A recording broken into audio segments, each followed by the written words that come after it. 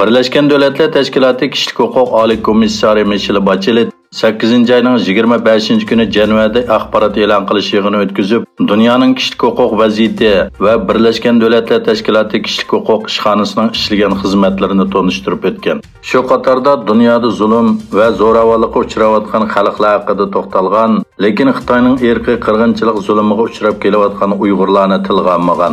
Ammo muxbirlarga degan gapida Uyg'urlarning kishilik huquq ahvoliga oid dokladni e'lon qilishga tirishayotganligini bildirgan. U kishilik huquq ishxonasining har jihatdan doim besimga uchrayotganligini, xodimlarning o'lcham tartib bo'yicha ish qilayotganligini bildirgan va mundaq degan: "Men bu dokladni e'lon qilish qilmaslik besimiga uchrab kelyapman.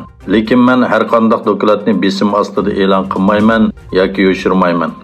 Uning aytishicha, hozirgacha bu dokladning e'lon qilinmasligi uchun 40 davlatdan maktub kelgan. Solomon Aralının yaqin qo'shnisi va Amerikaning ittifoqdoshi bo'lgan Avstraliyada tarqaladigan ABC xabar to'rida jurnalist Angus Grigg tayyorlagan va taqdim qilgan 4 pulun programmasining Tinch okeanni elish, Xitoy puli qanday qilib Solomonni setib oladi nomli bo'limda Xitoyning strategik o'rni muhim bo'lgan Tinch okeandagi bu davlatdagi ta'siri va kontrol qilish doirasi muzokara qilingan. Programmada Xitoyning bu orollarning biri bo'lgan Kolumbangarda dengiz armiya bazasi quradiganligi o'tirg'i qo'yilgan. Yaqinda Xitoy bilan bexatarlik kelishimi imzolagan Solomon Taqim orollarining bosh ministri ishxonasi bayonot e'lon qilib, munosabatli xabarlar programmasini tanqid qildi. Xitoy Savdo ministri payshanba kuni bayonot e'lon qilib, Amerikaga qarshi zarur tadbirlarni qo'llanib, Xitoy shirkatlari va organlarining qonunli huquqi va manfaatini qo'g'daydiganligini aytdi.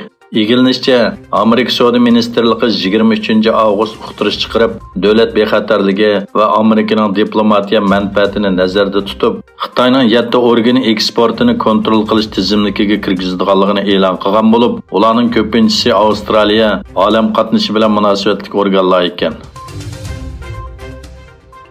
Amerika Tashqi ishlar ministrlari o'zlarining Turkiyada Amerika vizasi iltimos qilgan kishilarning uzun muddat saqlatishining ikki davlat munosabatiga ziyon yetkazishni xohlamaydiganligini va viza iqtidorini oshirish uchun davomli yangilik yaratish yo'llari ustida izlanayotganligini bildirdi.